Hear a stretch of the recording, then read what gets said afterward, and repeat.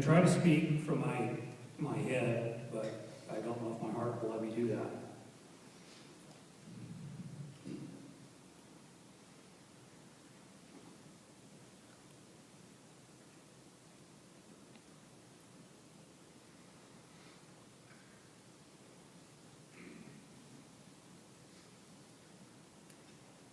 I respect and appreciate each one of you for being here tonight. Some of you are family, many of you are friends, neighbors, classmates, some of the teachers and coaches that I had in high school, some of the people that were parents to me growing up, and I was in their home with their kids. I deeply value my heritage to this community that goes back 5, 6 generations. I acknowledge I am from 4 generations of people that have worked for or served in a position in this school district. I don't take my job or my responsibility lightly at all.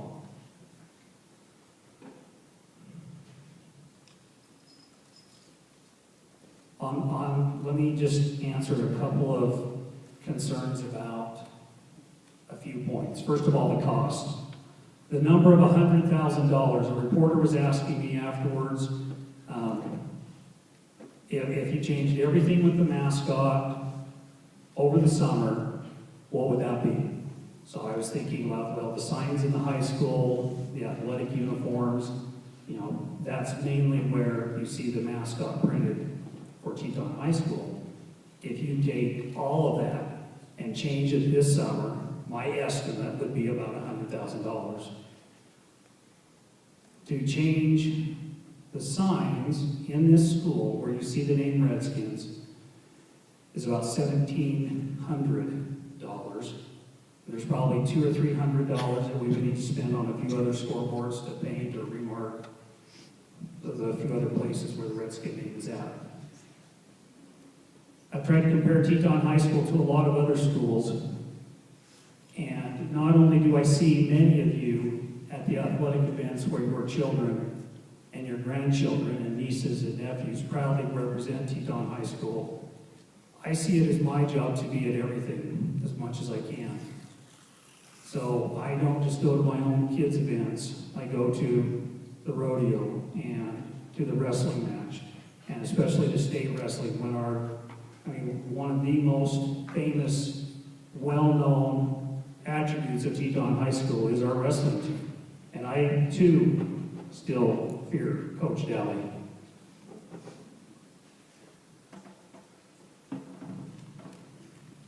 And I'm a taxpayer. And I support the bonds and the levies that go into the school district. And I feel responsible for the budget and trying to manage cuts that are coming at us from the feds and from the state, and often brag to about 25 other superintendents in eastern Idaho how amazing Teton County is. And they're blown away by the amount of support that we get and the budget that we're able to keep in hiring more teachers, more counselors, more principals, more administrators than what the state funds us. So I want to thank you for that, and I feel like I'm a part of this. In reaching out to the Native American tribes, it was an effort to be simply respectful of others. Redskins, it's a name of Native Americans. And that when we met with the Chauvin tribe leadership, they offered their support, and we've got a letter saying they support the change. That speaking for the tribe, they find the name offensive. I'm not making a judgment on anybody who has been raised here, who has graduated from this high school. I am a part of that connection. So it was interesting to me to kind of test this decision, and 2 of the big tribes in Idaho supported it. When I reviewed it with the admin team, which is the principals of each of the schools, and asked them their opinion, and shared the reasoning behind this. They were supportive and saw the need to make the change. When I shared it with the school board last month, the 5 of them listened to the reasoning and the main points that I had behind this decision in an effort to reinforce the idea and the value of teaching respect for others. Not a judgment on the past, on alumni, on people who have a deep connection to our high school, about our responsibility for what we're trying to do with our students today. We have a more diverse and more challenging community and world than ever that we're sending our students out to.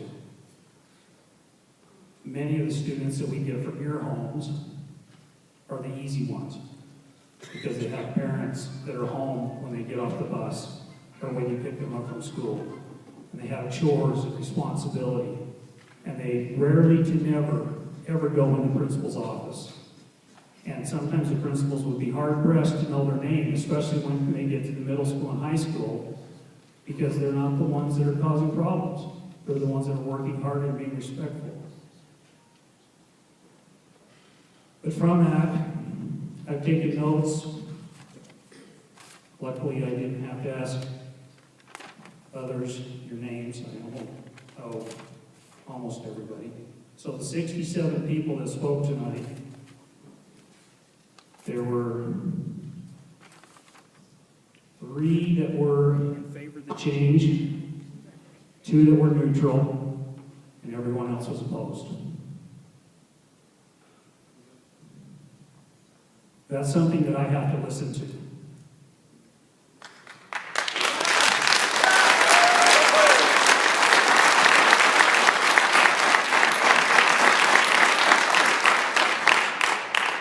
I am not better than anybody else, and I get up and I go to work trying to prove to the school board and this community that I'm worth half of what you're paying me. And I say no to a lot of meetings and a lot of opportunities to go to Boise and spend a lot of time doing whatever happens in Boise, because that's not my priority. That's not what is important. It's Teton Valley, and it's Teton School District, and it's the people that are paying taxes and the people that employ you. I'm accountable to you. I think very seriously about the 1,650 students that I'm responsible for every day they come to school. The 225 staff members that I'm accountable for their job performance, from what I expect and what the community expects. And I feel responsible every time I get the honor to stand up for a couple minutes at graduation and recognize our graduates for their scholarships and their accomplishments and how they're going to take the world on and do great things. So that being said, I do have to listen. And I would be an idiot to not listen. I've been trying to listen to the people that I've been gathering information from. That is especially dramatically, passionately visible tonight. By you taking the time away from your families, away from your activities, away from your jobs and farms and ranch, and all the beautiful things that make Teton Valley a special place, to come and share your opinion. In my heart and in my mind, this is the right decision to make, simply in trying to be respectful of other people. That's the only reason behind this. But I'm also ready to take time and listen. And there's nothing saying we have to do this now. I felt it was a good time to do it, to have the discussion over the summer, and allow the high school to work through the process.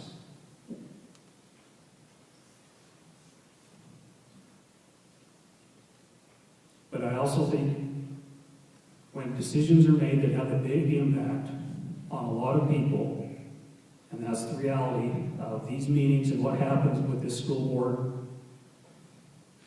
when we have the opportunity to take time and listen, we should take that opportunity. So that being said, that will be my recommendation to the board, is we take time on this decision. Even in my heart and mind, I believe it's the right thing to do. I do think we should take time to work through this and make sure we have looked at as much information as we can. We can listen to as many people as we can, and we take that process seriously and respectfully of the people who live in this community and make this a special place to call home. Thank you.